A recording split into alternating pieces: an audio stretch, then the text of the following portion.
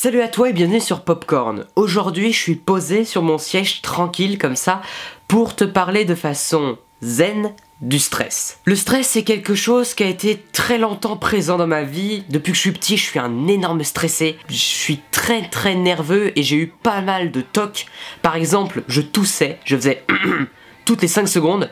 Et c'est complètement débile, genre c'est un toc, mais vu que je toussais, eh bien ça me raclait la gorge et j'avais encore plus envie de tousser et ça faisait un cercle vicieux comme ça. Et au collège, je me suis pas non plus senti hyper bien, j'ai eu beaucoup de problèmes avec des gens que je pensais être mes amis, mais qui étaient des cons en fait. Et voilà, moi j'ai jamais eu vraiment beaucoup d'amis, j'ai jamais été très populaire et souvent j'étais très stressé. Mais aujourd'hui avec le lycée, j'ai de très bons amis qui sont vraiment proches et j'arrive à être vraiment déstressé, à pouvoir suivre mes projets et atteindre mes objectifs calmement. Et c'est pour ça que j'ai envie de vous faire cette vidéo qui parle du stress. Et je pense que cette vidéo est très importante pour vous.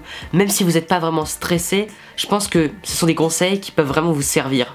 Et c'est pour ça que je vous conseille vraiment de la regarder jusqu'au bout. En fait, il faut se dire qu'il y a deux types de stress, le bon et le mauvais. Alors c'est facile à dire, mais on connaît surtout le mauvais stress. Le mauvais stress, c'est une sorte d'appréhension. Tu te dis que la charge de travail que tu as, la charge d'effort à fournir est énorme et que tu n'y arriveras jamais. Il y a une petite voix dans ta tête qui te dit « Faut pas, je vais tomber, je vais pas réussir, faut pas que je pousse la pédale sur mon vélo sans les roulettes car je risque de tomber et de perdre l'équilibre. » Et c'est cette peur qu'on a depuis tout petit, qui existe toujours toute notre vie, on a cette peur-là, cette sorte de résistance dans notre tête.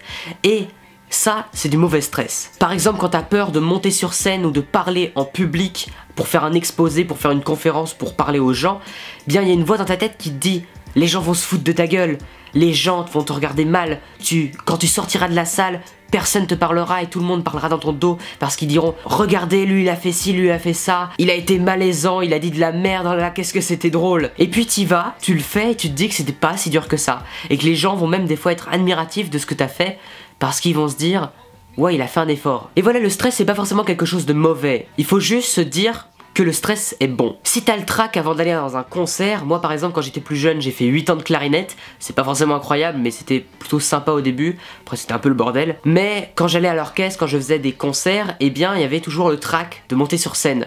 Mais quand je montais sur scène, genre t'as peu le stress, quand t'es sur scène avec tout le monde qui joue et qui a le même stress, un peu le même trac que toi, tu vas te dire j'ai peur de faire une mauvaise note, si je fais une mauvaise note je dois m'arrêter, tout recommencer. Non, parce que les autres ils recommenceront pas. Alors si tu te trompes c'est pas grave et tu continues. Et il faut se dire ça, si t'as la peur d'échouer, si tu échoues c'est pas grave, faut juste se relever. Si t'échoues et que tu t'arrêtes, oui, ça sera le bordel. Mais si t'échoues et que tu continues, que tu te relèves et que tu relances la machine, eh bien, c'était juste un échec de plus et c'est pas grave. Donc voilà, il faut se dire vraiment que le stress est quelque chose de bon pour nous, qui va nous pousser à affronter nos peurs et à déglinguer nos limites un peu. Un problème avec le stress aussi, c'est qu'on va stresser pour des choses pas forcément importantes. Par exemple, un devoir, c'est pas forcément quelque chose d'important, c'est quelque chose d'urgent à rendre, mais c'est pas quelque chose d'important pour nous. Et on va se tracasser notre tête pendant des heures et des heures à se dire comment je vais faire cette disserte de philo, comment je vais écrire ce DM de français ou finir ce DM de maths, j'y arrive pas. Et si t'y arrives pas, juste arrête-toi, fais une pause. Va t'étendre un peu, va faire quelque chose qui est important pour toi, que tu aimes faire, ça peut être le dessin, ça peut être aller voir tes amis, aller voir une série. Et ensuite tu retourneras voir cette chose urgente et là tu te dis je vais utiliser le bon stress. J'ai plus beaucoup de temps pour finir ce DM, j'ai plus beaucoup de temps pour faire ça, mais je me concentre. J'utilise tout mon stress pour faire comme un moteur. Le stress sera ton moteur pour réussir rapidement. Tu te lances dans un sprint et t'arrives à finir cette disserte de philo, t'arrives à finir ce DM hyper rapidement, sans réfléchir, juste en mode machine, parce que ton stress t'aura boosté. Et là tu vas te dire que c'était pas si compliqué. Et que le plus important en fait c'est de livrer ton travail. Le plus important c'est pas de faire un travail parfait, c'est pas de faire le meilleur travail de la classe, mais c'est tout simplement de le faire. Oula, je m'étouffe un peu moi. Livrer son travail, c'est vraiment le plus important. Déjà, on en oublie le perfectionnisme. La perfection, c'est une connerie. Tu vas être parfait pour un élève de la classe et tu seras un gros débile pour le prof. Tu vas être parfait pour un certain prof et un autre va trouver ton travail débile. On s'en fiche. Le but, c'est pas de plaire à tout le monde, mais le plus important, c'est de rendre ton travail. C'est de le livrer. Parce que si tu cherches à faire la meilleure vidéo, le meilleur podcast, le meilleur devoir possible, bah, tu vas te stresser et ça va être mauvais pour toi.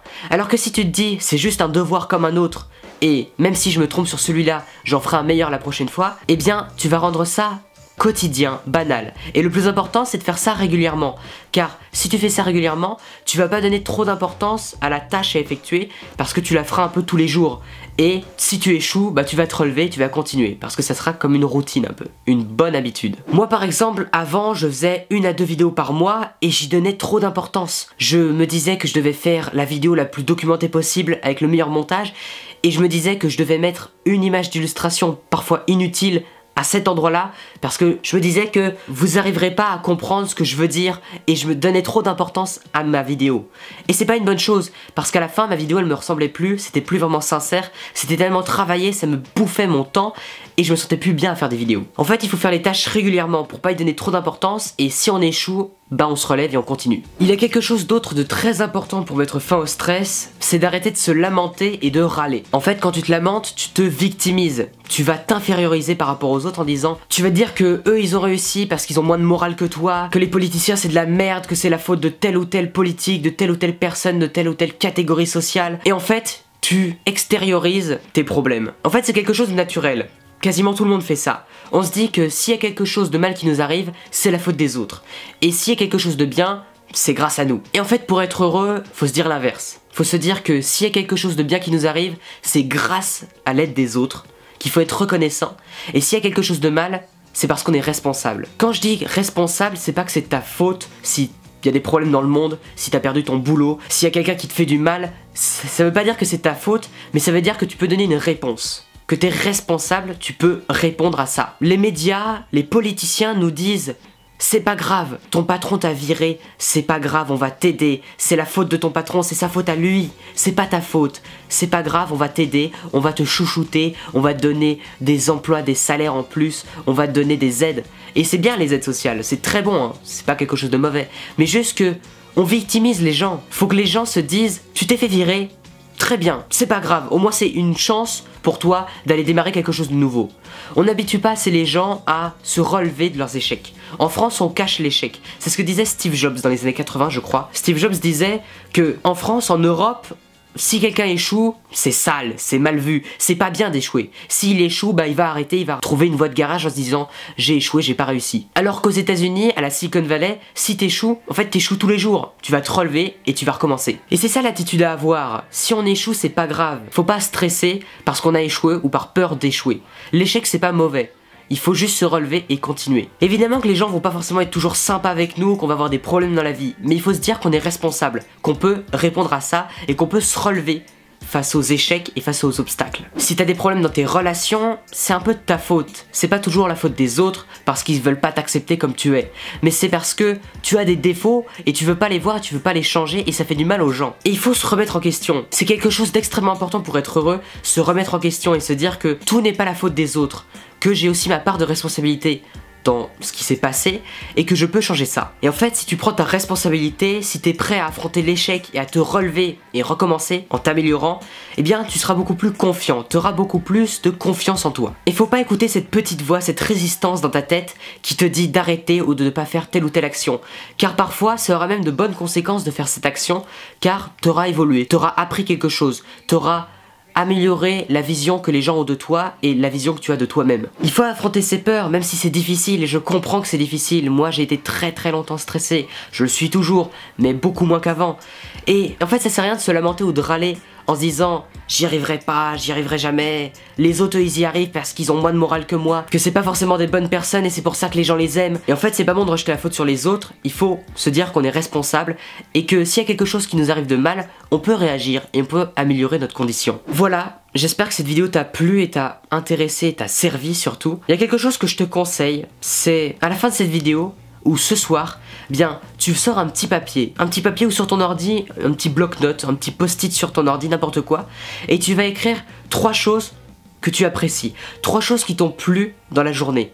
Tu vas te forcer à trouver 3 choses qui t'ont plu. Et ça pourrait être un peu un objectif. Si t'as pas trouvé ces 3 choses aujourd'hui, il faut que demain, tu trouves 3 choses qui t'ont plu, qui t'ont donné le moral, qui t'ont redonné le moral, qui t'ont redonné le sourire. Ça peut être n'importe quoi, juste te balader, aller promener ton chien, aller voir que quelqu'un que t'aimes bien t'a parlé, tu vois. Des choses un peu comme ça. Avoir vu la vidéo d'un nouveau youtubeur qui a pas fait de vidéo depuis un moment, ou une vidéo que t'as beaucoup appréciée. Avoir regardé une série que t'as bien aimée. Avoir terminé un devoir à l'heure.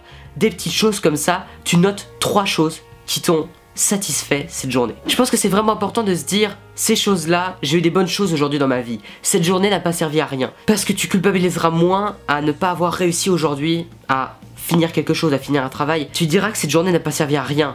Et tu stresseras pas pour rien. Bref, pour résumer, tu es responsable. S'il y a un problème qui t'arrive, tu peux y répondre et tu peux améliorer ta condition. Le stress n'est pas forcément mauvais, mais il peut t'aider, te booster, à sprinter pour réaliser tes projets. Voilà, merci d'avoir regardé cette vidéo jusqu'au bout. Si ça t'a plu, mets en commentaire tes conseils pour mettre fin au stress. Mets en commentaire tes expériences liées au stress, des dépressions, des anxiétés que t'as eues. Je veux connaître ton avis, je veux connaître ton histoire, car ton avis vaut la peine d'être partagé, vaut la peine qu'on l'écoute. Donne ton avis en commentaire et ce sera vraiment un plaisir d'y répondre. Et ce sera un plaisir pour les gens de lire ton commentaire. Voilà, n'hésite pas à me suivre sur les réseaux sociaux, à t'abonner à la chaîne et à cliquer sur la cloche pour être informé de la sortie des prochaines vidéos. Merci de me suivre depuis tout ce temps et je vais continuer à faire plein de vidéos. Je vais bientôt acheter des écouteurs d'iPhone pour filmer un peu dehors et enregistrer des vidéos dehors. Ça va être très cool. Je pense que je vais bientôt créer un sondage pour savoir un peu ce que tu veux que je fasse sur ma chaîne, le genre de contenu que tu as envie de voir sur ma chaîne au niveau de la découverte. Et voilà, on se retrouve très bientôt dans une prochaine vidéo. À très bientôt, ciao!